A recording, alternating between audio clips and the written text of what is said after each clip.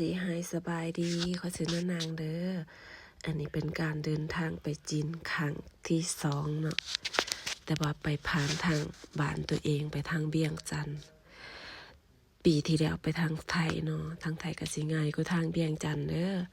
ไผที่กำลังสิเดินทางไปจีนหั่นเฮามีคำแนะนำสิแนะนำให้เจ้าไปแจ้งตม.บ้านเฮาก่อนสิไปยืนเอาปีตั๋วเครื่องบินเพราะว่าสมมุติว่าเฮาไปยืนท่าเอาปีตั๋วเครื่องบินแล้วเพิ่นก็สิฮอดคิวเฮาหั่นนะเฮาก็ไปยืนต่อตังมักรุ่นเนาะบัดเฮาพอฮอดคิวเฮานะเพิ่นก็ให้เฮาไปแจ้งตม.ของเก่าแล้วเฮาสิเสียเวลาอยู่บ่อนนี้เนาะถ้าสมมุติว่าไฟบินเฮาไว้หั่นเฮาสิตกเครื่องได้เนาะเกือบนางตกเครื่องคือกัน เพราะว่าบ่ฮู้ได้ไปก็ไปยืนต่อคิวบางยาวๆนึงไปยืนต่อคิวพอฮอดคิวตัวเองเพิ่นถามว่าเจ้าไปแจ้งตำรวจแล้วบ่เฮาก็บ่ทันได้ไปแจ้งเฮาไปแจ้งตำรวจนะคิวที่ว่าเขาไปต่อคนดาวเฮานะไปต่อคิวแบบทาเขาต่อสัมภาษณ์หั่น4-5 คนบางเทื่อก็เป็น10พุ่นนะเฮาไปผู้ที่เฮาโชคดีแน่เฮาก็ไปฮอดคิวที่3หั่นนะแล้วคนมาต่อเฮาก็มักได้หลายนึงไผก็ใจร้อนแหละแต่ว่าเฮ็ดหยังบ่ได้เนาะเพิ่นก็เฮ็ดตามหน้าที่เพราะว่าเฮาสิไปสิมาก็แม่นเพิ่นต้องเฮาต้องแจ้งเพราะว่าเฮาสิเข้าไปบ่ได้ว่าสมมุติว่าประเทศจีนเนาะมันก็เป็นประเทศที่แบบอินเทอร์เน็ตเฮาก็อยากใช้ยากอีหยังมันก็ติดต่อกันยากเนาะ Facebook หรือว่าอีหยังคันบ่มี VPN ก็ดินบ่ได้แต่สำหรับคนที่เขาเคยมาเขาเคยใช้เคยหยังเขาก็สิเอาตัวรอดนะแต่ว่าสำหรับคนที่ว่าบ่เคยมาประเทศจีนอีหยังจังซี่ก็สิเอาตัวรอดยากแบบนางมาครั้งแรกเลยบ่ฮู้อีหยังมาก็ดิน Facebook ดินหยังบ่ได้เตรียมตัวเนาะแต่ว่าโชคดีอย่างหนึ่งที่แบบว่าตัวเองหันถือซิมไทยมาแล้วก็ค้นหาในโทรศัพท์นี่ทุกวิธีทางเนาะคนเฮามันหายใจบ่ออกเนาะกลืนบ่เข้าบ่ออกก็จำเป็นแบบค้นหาเอาตัววิธีเอาตัวรอดนะก็บังเอิญโชคดีได้อันนั้นซิมไทยมาแล้วก็มาเปิดโรมมิงแต่ว่าก็แพงเนาะ300แต่ก็จำใจแล้วก็เปิดปุ๊บแล้วก็ฝ้าวแบบมาค้นหาข้อมูลว่าการที่ว่าใช้ชีวิตอยู่ประเทศเขานี่ต้องเฮ็ดแนวไรเขาก็ต้องว่ามี VPN เนาะก็ไปโหลด VPN มาแล้วก็มาเติมมาสมัครก็โชคดีไปน้อยนึงแต่ว่าคันบาครั้งนั้นน่ะบ่เอาซิมไทยมาก็แม่นดินยังเฮาบ่ได้ดิน Facebook เฮาบ่ได้เนาะดินไหลแต่แอปเขาเจ้าหั่นนะดินไหลแต่แอปประเทศเขาเนาะ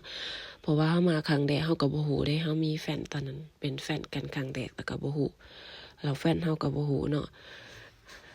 แล้วก็โชคดีที่ว่าตัวเองหันถือซิมไทยมาแล้วก็ธนาคารเฮาเข้าไหลเนาะแต่ว่าแอปอื่นหันเข้าบ่ไหลบัญชีเฮานี่เข้าไหลเบิดใช้ Wi-Fi ของเขาก็เข้าไหลหั่นนะโอนออกอีหยังโอนไหลบังเอิญมันก็เติมเงินเขาซิมแล้วก็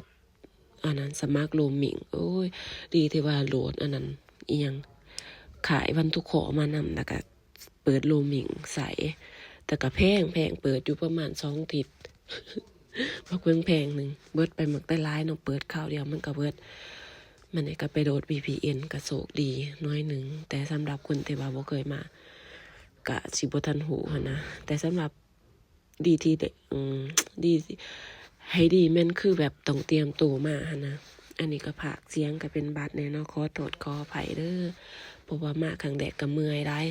นั่งยุ่น2ต่อเนาะนั่งยุ่นมานั่งจากเวียงมาหันมาลงคุณหมิงลงคุณหมิงแล้วก็ต่อรถต่อเครื่องอีกนั่งเครื่องอีกมาลงสางสาเพราะว่าบ้าน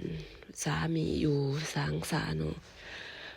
ก็เมื่อยก็บ่มีเวลาสิถ่ายหรอกแต่ว่าแฟนก็อยากถ่ายให้เนาะว่าหินเฮามักถ่ายคลิปถ่ายหยังนะแต่ว่ามารอบนี้ก็ถ่ายแต่ว่ามาเบิ่งพี่แล้วหั่นบ่ได้ถ่ายเพราะว่าตอนนั้นเนาะผู้สาวโสดมันก็มียานรถไฟสดกันนะก็บ่กล้าถ่ายแต่ว่ามาปีนี้ก็สิถ่ายให้เบิ่งได้หลายแต่ว่าช่วงนี้อากาศบ้านเขาเจ้าหนาวแฮงเด้อหนาวจนแบบบ่อยากออกไปไสนะ แบบเฮาบ้านเฮาบ่เคยหนาวอะนะมาแล้วมาอยู่พี่แล้วมันหนาวแล้วแบบไข้นะก็บ่มีแบบอารมณ์สิถ่ายปานใดดอก อันนี้คลิปนี่ก็ลงไว้ ผมมาฝากเสียงแต่คิดว่าอยากเอามาลงใน YouTube เพราะว่าเป็นคนที่แบบว่ามักถ่ายคลิปมักอีหยังอยู่เดียวหั้นนะก็อยากเอาลงไว้เรื่องราวของตัวเองนี่แหละอันนี้ก็เป็น EP แรกของเฮาเนาะที่ว่าสิเอามาลงใน YouTube ในช่อง YouTube แนวรายการฝากติดตามหรือว่ากดไลค์กดแชร์ให้เพื่อเป็นกำลังใจเพื่อเฮ็ดคลิปนี่เลยแต่ก็ยังคิดอยู่ว่าสิเฮ็ดคลิปออกมาแนวไรแต่ว่ามีคลิปแดกก็สิเอามาลงเบิง เป็นแนวไรเนาะก็ฝากกดติดตามกดไลค์กดแชร์คอมเมนต์หรือว่าจังใดถึกใจหรือบ่ถึกใจก็คอมเมนต์ใดก็ขอขอบใจทุกคนบ๊ายบาย